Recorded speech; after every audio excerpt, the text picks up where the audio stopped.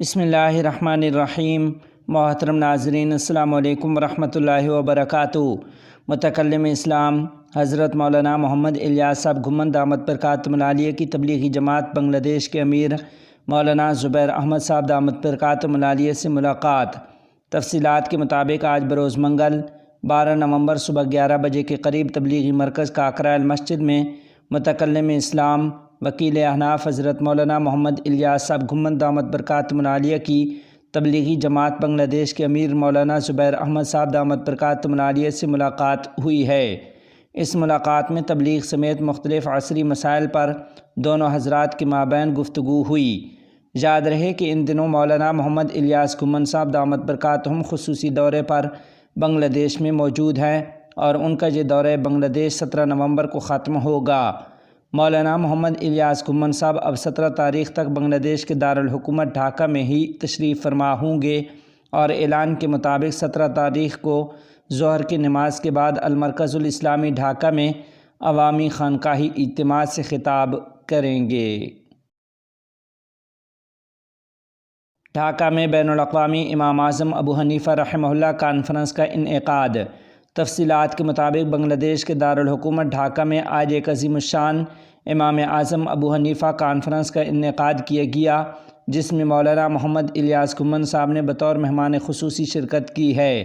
Conference میں شریک مقررین کا کہنا تھا کہ امام اعظم ابو حنیفہ رحمۃ اللہ علیہ نہ صرف یہ کہ ایک فقیہ تھے بلکہ وہ ایک عظیم شخصیت کے مالک انسان تھے، جنہوں نے اسلام کی اصل کو برقرار رکھتے ہوئے اسلام کو حقیقت پسندانہ سادہ انداز میں امت کے سامنے پیش کیا ہے۔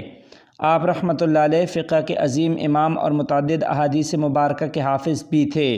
سب سے بڑی بات یہ ہے کہ وہ بڑے امام تھے۔ اللہ تعالی نے آپ کے کام کو اس قدر مقبولیت عطا فرمائی کہ اسلامی تاریخ کے 1350 سالوں میں تاریخ میں تمام مسلم سلطنتوں نے عدل، قانون، تعلیم اور سیاست میں فقہ حنفی کی پیروی کی ہے۔ متکلم اسلام مولانا محمد الیاس گھمن صاحب نے خطاب کرتے ہوئے کہا کہ میری آپ علماء کرام سے درخواست ہے کہ علم حاصل کریں اور اپنا تعلق خانقاہوں سے جوڑ کر رکھیں، اساتذہ کے مشورے سے اپنی زندگی کی منزل متعین کریں اور ان کی رہنمائی میں اپنی زندگی گزاریں، اپنے اکابر بزرگوں کا احترام کریں۔ کانفرنس سے خطاب کرتے ہوئے دیگر مقررین کا کہنا تھا کہ اس ملک میں مسالک اور فرقہ کے اختلافات کو ہمیشہ سیاسی ہتھیار کے طور پر استعمال کیا جاتا ہے، جس کے نتیجے میں لوگ فقہی اختلاف سے خوفزدہ رہتے ہیں اور رائے کا اختلاف دشمنیوں میں بدل جاتا ہے۔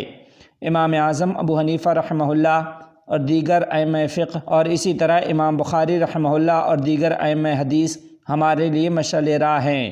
انہوں نے دین اور شریعت کے مسائل کو ہمارے لیے آسان بنا دیا ہے۔ کانفرنس سے مولانا نعمت اللہ الفریدی، مولانا عبد المتین، مولانا شفیع قاسمی، مولانا ڈاکٹر نور الابصار ازہری، مولانا عبد المجید، مولانا زبیر احمد، مولانا سعید احمد، مفتی عبداللہ معصوم، مفتی لطف الرحمن فرازی اور مفتی بلال نے بھی خطاب کیا ہے۔ جمعیت علماء ہند کے صدر مولانا سید محمود اسد مدنی صاحب دامت برکاتہم العالیہ خصوصی دورہ پر بنگلہ دیش پہنچ گئے ہیں۔ تفصیلات کے مطابق آج 12 نومبر بروز منگل صبح 11:30 بجے جمعیت علماء ہند کے صدر مولانا محمود اسد مدنی صاحب دامت برکاتہم خصوصی دورے پر بنگلہ دیش پہنچ گئے ہیں۔ بنگلہ دیش پہنچنے پر ان کا استقبال آفتاب نگر مدرسہ کے محتمم مفتی محمد علی، مدرسہ ملی باغ کے مفتی حفیظ الدین اور سلٹ کے بزرگ عالم دین مولانا رشید احمد صاحب دامت برکاتہم نے کیا۔ اس مختصر دورے میں مولانا محمود مدنی صاحب 4 روز تک ملک کے مختلف اضلاع کا دورہ کریں گے۔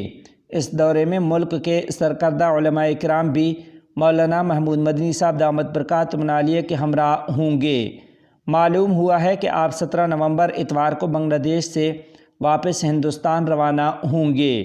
محترم ناظرین، اسی کے ضمن میں آپ کو یہ خبر بھی دیتے چلیں کہ دارالعلوم دیوبند کے صدر المدرسین امیر الہند حضرت مولانا سید ارشد مدنی صاحب دامت برکاتہم العالیہ بھی کل یا پرسوں خصوصی دورے پر بنگلہ دیش پہنچیں گے۔ ذرائع نے بتایا ہے کہ وہ ملک کے دینی تعلیمی ادارے جامعہ اسلامیہ دارالعلوم مدنی نگر میں موجود ہوں گے۔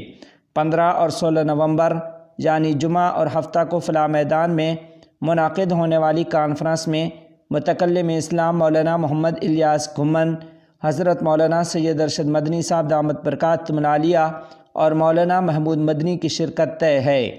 حضرت مولانا سید ارشد مدنی صاحب دامت برکاتہم العالیہ 16 نومبر بروز ہفتہ کانفرنس سے خطاب کریں گے۔